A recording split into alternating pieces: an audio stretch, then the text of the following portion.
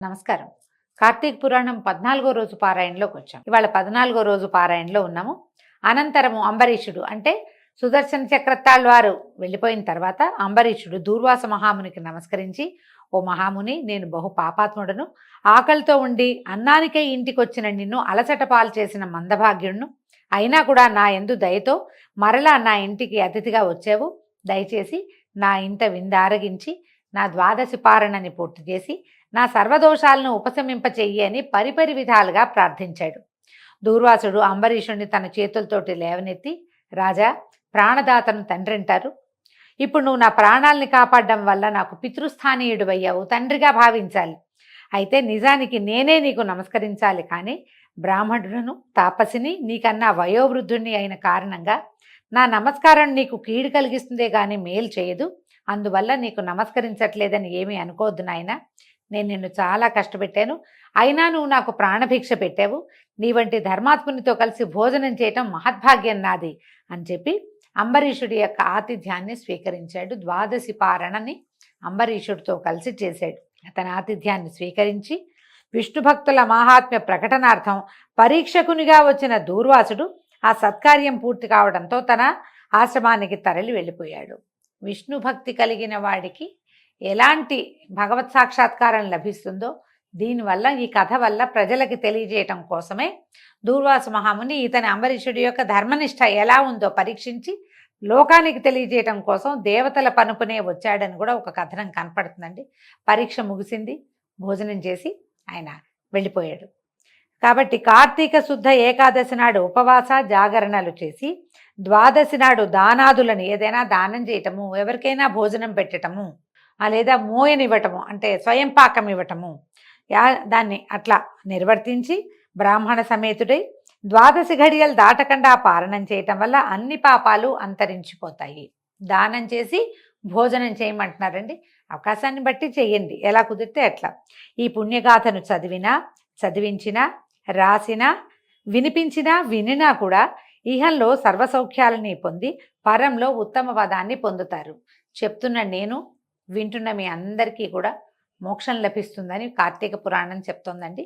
తర్వాత చూద్దాం. పూర్వోక్త విధంగా సూతుడు వినిపించిన కార్తీక మహాత్మ్యాన్ని విని శౌనకాది ఋషులు, మహాభాగ కలియుగ కల్మషగతులు, రాగాది పాశయుక్త సంసారగ్రస్తులు అయిన సామాన్యులకి సునాయాసంగా లభించే పుణ్యమేది? అన్ని ధర్మాల్లోనూ అధికమైనదేది?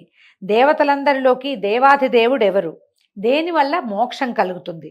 మోహం దేనివల్ల నశిస్తుంది? జరామృత్యు పీడితులు, జడమతులు, మందులు, ధర్మ విచారణ సరైనదిగా తెలియని వారు అయినటువంటి ఈ కలికాలపు ప్రజలు తేలిగ్గా తెములుకుపోయే తెరువు ఏమిటి అని అడిగారు. ఇది చూడండి, ఈ ప్రశ్నలన్నీ మన కోసమేనండి. ఎలా మోక్షం వస్తుంది? మోక్షం సంగతి పక్కకు పెడితే ముందు అసలు మనం ఎక్కడి వాళ్ళం, ఎక్కడి నుంచి ఎక్కడికి వచ్చాము, ఎక్కడికి వెళ్ళబోతాము, ఇదంతా ఎట్లా తెలియడం, మనకి ఎట్లా అర్థమవుతుంది?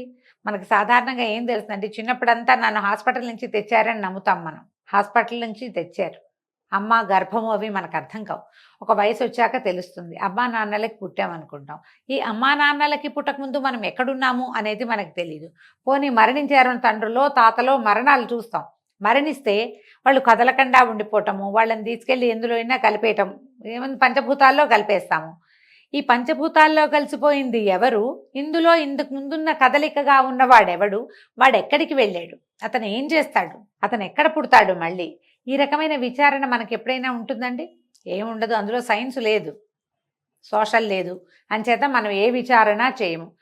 ఏ విచారము లేకుండానే సాధారణంగా 99% జీవులు కడతేరిపోతూనే ఉంటాయండి.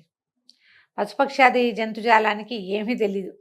వాటి జీవితం ఎలా ఉన్నాయో ఋతువుల ప్రకారం అవి ఏం చేయాలో అవి చేసి వాటి ప్రకారం వెళ్ళిపోతాయి. మనుషులకు ఋతువులు లేవు, బాగా విచారణ ఉంటుంది, ఎంతో కొంత, బాగా కాబట్టి కొంత ఉంటుంది కదా.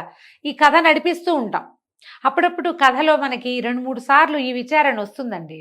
ఏదైనా ప్రసూతి వైరాగ్యము, తర్వాత శ్మశాన వైరాగ్యము కలిగినప్పుడు. ప్రసూతి వైరాగ్యం అంటే ఈ పిల్లలు పుడుతున్నప్పుడు ఆడవాళ్ళు చావుకి ఎక్కలు పెడుతుంటే అప్పుడు ఒకసారి ప్రసూతి వైరాగ్యం వస్తుంది మనకి.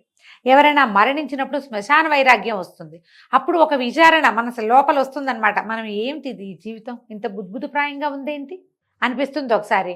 ఏమిటి, ఒక ప్రాణం పుట్టాలంటే ఇంకోటి చచ్చేంతకే బాధపడాలా అని కూడా అనిపిస్తుంది. కానీ ఆ క్షణం గడిచాక సంతానం కలిగాక పిల్లలు శిశువును చూశాక ఈ ప్రసూతి వ్యవహారాన్ని తల్లులు మర్చిపోతారు.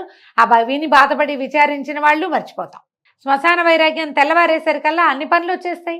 అన్ని రకాల పనులు, సమాధానాలు చెప్పాలి, వాళ్ళకి వీళ్ళకి చెప్పాలి, వచ్చిన వాళ్ళకి సమాధానం చెప్పాలి, ఇల్లు వాకిలు చూడాలి, కర్మకాండలో ఏమిటో అవన్నీ నడిపించాలి. విచారిస్తూ కూర్చుంటామంటే విషయం నడవదు కదా. ఇక విచారణ లేదు, తాత్కాలిక వైరాగ్యాలు మాత్రమే వస్తాయి. ఈ వైరాగ్యాన్ని కంటిన్యూ చేయటం కానీ, దీని మీద పరిప్రశ్న మళ్ళీ మళ్ళీ మనని మనం ప్రశ్నించుకోవటం కానీ, ఎవరినైనా అడగటం కానీ మనం చెయ్యము. ఎప్పుడూ అత్యంత విషాదభరితమైన సంఘటనలు ఏవైనా జరిగినప్పుడు మనకి ప్రశ్నలు వస్తాయండి. ఆ ప్రశ్నలకి సమాధానాన్ని ఇట్లా ఏవైనా పురాణాల్లో మనం తెలుసుకోగలుగుతాం. మనంతటా మనకైతే ఏం ఆన్సర్లు రావండి, అన్నీ శేష ప్రశ్నలే ఇవి. మనకు అసలు అర్థం కాదు ఏం చేస్తున్నాము అని. అయితే ఇప్పుడు చెప్తున్నారు, మంచి ప్రశ్నలు వేశారని సూత మహాముని ఇట్లా చెప్తున్నారు. ఇలాంటి మంచి విషయాల గురించి ప్రసంగించుకోవటం వలన వివిధ తీర్థక్షేత్రాటన స్నానాల వల్ల, వివిధ యజ్ఞయాగాది నిర్వహణల వల్ల కలిగేటంతటి పుణ్యం లభిస్తుంది. ఇంతవరకు నేను మీకు చెప్పిన కార్తీక ఫలమే వేదోక్తమైనది. ఏమిటి ఇప్పుడు మనం ఇవన్నీ ఇట్లా డిస్కస్ చేయటం వల్ల ఏమవుతుందంటే, ఇవి వేరే వేరే ఊర్లు వెళ్ళి దేవాలయాలు చూసి అక్కడ తీర్థాటన చేసి స్నానం చేసి తర్వాత మన రకరకాల నది స్నానాలు చేస్తే ఎలాంటి ఫలితం లభిస్తుందో, ఇలా ఉత్తమ విచారణ వల్ల కూడా అలాంటి ఫలితమే లభిస్తుందట. వేదోక్తమైనది కార్తీక ఫలమే వేదోక్తమైనది. విశ్వానందకారకమైన కార్తీక వ్రతమే ఉత్తమ ధర్మము. కార్తీక వ్రతం అన్నిటికంటే ఉత్తమ ధర్మం, ప్రతివాడు ఆచరించవలసిందే దీన్ని. అయితే సర్వశాస్త్రాలని వివరించి చెప్పేందుకు నేను సమర్థుణ్ణి కాను, సమయము చాలదు గనక అన్ని శాస్త్రాలలోనూ ఉన్న సారాంశాన్ని చెప్తాను వినండి. విష్ణు భక్తి కన్నా తరుణోపాయము లేదు. ఈయన విష్ణు భక్తి గురించి చెప్తున్నాడండి. శివభక్తి కంటే కూడా తరుణోపాయం లేదు అనేది కూడా మనం ఇంకొక చోట ఇదే పురాణంలో వింటాం. దైవ భక్తిని మించిన తరుణోపాయం లేదు, అది ఏ దైవమైనా సరే. అయితే ఈ దైవ గాథల్ని వినేవాళ్ళు విగత పాపులై నరకదూరులై ఉంటారు. హరిహరుల ప్రీతి కోసము స్నాన దాన జప పూజ దీపారాధనాదులు చేసే వాళ్ళకి పాపాలన్నీ వాటికవే పటాపంచలైపోతాయి. అందుకని మనం ఏం చెప్తాండి, రోజు నిత్య దీపారాధన చేస్తారు, చాలామంది చేస్తాం. ఒకవేళ నిత్య దీపారాధన కుదరదు, చెయ్యరు. కార్తీకంలో ప్రత్యేకంగా దానము దీపము స్నానము ఇవే కదా విధులు కదా. కాబట్టి కనీసం ఈ కార్తీకంలో అయినా దీపారాధన చేసుకోవటం. ఇంట్లో కుదరకపోతే దేవాలయంలో దీపారాధన చేయి. దేవాలయానికి వెళ్ళలేకపోతే ఇంట్లో వాకిట్లోనో తులసి దగ్గర వీధి వాకిలి గుమ్మంలోనో ఎలాగో దేవతార్చన దగ్గర చేస్తాం. ఇలా చేయటం వల్ల ఏమవుతుందంటే, ఈ సంవత్సరం అంతా చేయలేకపోయిన దాని సమస్య తీరి మనకి ఫలవంతం అవుతుంది మనం చేసినది. ఇంకా అక్కడి నుంచి స్నానం మనం నిత్యం చేసేదే, రోజు స్నానం చేస్తాం కదా. ఈ రోజు స్నానం చేయలేని దేశాల వాళ్ళది కథలు మనకు తెలియవు, అసలు మన పురాణాల్లో అవి లేనే లేవు. అందరూ స్నానం చేయాల్సిందే. ఎవడైతే స్నానం చేయడో వాడు మ్లేచ్ఛుడు, వేదవాక్యుడు అని చెప్తారు. నిత్యము స్నానం చేయాలి. ఈ నిత్యం చేసే స్నానాన్ని ఏదో 8కో 9కో 10 11లకో కాకుండా ప్రాతకాలానికి ముందే గనక స్నానం చేసి, స్నానం చేశాక నువ్వు అలవాటుగా చేసేటువంటి దీపారాధనని తెల్లవారుజామునే సూర్యోదయాత్ పూర్వమే కనుక చేసేస్తే ఈ ఒక్క నెల రోజులు చెయ్యి, నువ్వు ఈ సంసార సాగరాన్ని దాటగలుగుతావు, సులువుగా ఈ కథని నడపగలుగుతావు. ఇది పనిచేస్తుంది. ఈ ధర్మం ఇలా నడుస్తుంది. రేపొద్దున ఫర్దర్గా ఇంకా సమస్యలు రాకుండా, జీవితం అంటేనే సమస్యలమయం కదా, ఇన్ని కెరటాలు రాకుండా ఏదో తేలికపాటి పిల్ల కెరటాల మధ్య ఉయ్యాలలుగుతూ జీవితం ముందుకెళ్ళిపోతుంది. అయితే కార్తీక సూర్యుడు తులారాశి యందుండే నెల రోజులు కూడా విడవకుండా కార్తీక వ్రతం ఆచరించే వాళ్ళు జీవన్ముక్తులవుతారు. కార్తీక వ్రతాన్ని చేయని వాళ్ళు కుల మత వయో లింగభేదరహితంగా అంధతామిశ్రం అనేటువంటి నరకాన్ని పొందుతారు. నరకాన్ని పొందుతామో పొందమో అది వేరే సంగతి అండి. పురాణంలో మాత్రం క్లియర్గా ఖచ్చితంగా మీరు ఇది తెలిసి, ఇది కార్తీక మాసం అని తెలిసి కూడా మీరు మాంసాహారం భోజనం చేస్తే నరకం తప్పదు. ఉల్లిపాయ తినకూడదు, ఈ 4 పర్వదినాల్లో అయినా తిన్నాము, నరకం తప్పదు. స్నానం చేయాలని తెలుసు, లేచాం పొద్దున్నే ఏ ఫోనో చూసుకుంటూ కూర్చున్నాం, నరకం తప్పదు. అట్లా అన్నమాట. చేయవలసిన విధిని తెలిసి కూడా మానేస్తే తప్పకుండా నరకం వస్తుంది. తెలిసి ఎంతో కొంత చేయగలిగితే కొంచెం అందులోంచి బయటపడతామన్నమాట. కార్తీకంలో నదీ స్నానం చేసేవాళ్ళు, అందున కావేరీ నదీ స్నానం చేసిన వాళ్ళు దేవతలతో కీర్తించబడతారు, విష్ణులోకాన్ని చేరతారు. మనం గంగా గోదావరి కృష్ణ ఎక్కడ తుంగభద్ర ఎక్కడైనా నదీ స్నానం చేయొచ్చండి. కావేరిలో చేసిన వాళ్ళు విష్ణు లోకాలకు చేరతారు. మిగిలిన నదుల్లో చేసిన వాళ్ళు కూడా తప్పకుండా పునర్జన్మరహితమైనటువంటి స్వర్గద్వారాలను చేరతారట. తర్వాత విష్ణువార్చన, కార్తీకంలో స్నానం చేసి విష్ణువార్చన చేసిన వాడు వైకుంఠాన్ని పొందుతాడు. కార్తీకంలో స్నానం చేసి లింగార్చన చేసిన వాడు సాయుధ్యాన్ని పొందుతాడు, శివ సాయుధ్యాన్ని పొందుతాడు. ఈ వ్రతాచరణ చేయని వాళ్ళు 1000 సార్లు చండాలపు జన్మల పాలవుతారు. ఇది క్లియర్. అంటే చేయాల్సిందేనని బలవంతం కోసం చెప్పబడిన వాక్యాలండి ఇవి. సర్వశ్రేష్టము, హరిహర ప్రీతిదాయకము, పుణ్యకరము అయిన ఈ వ్రతాచరణము దుష్టులకు లభించదు.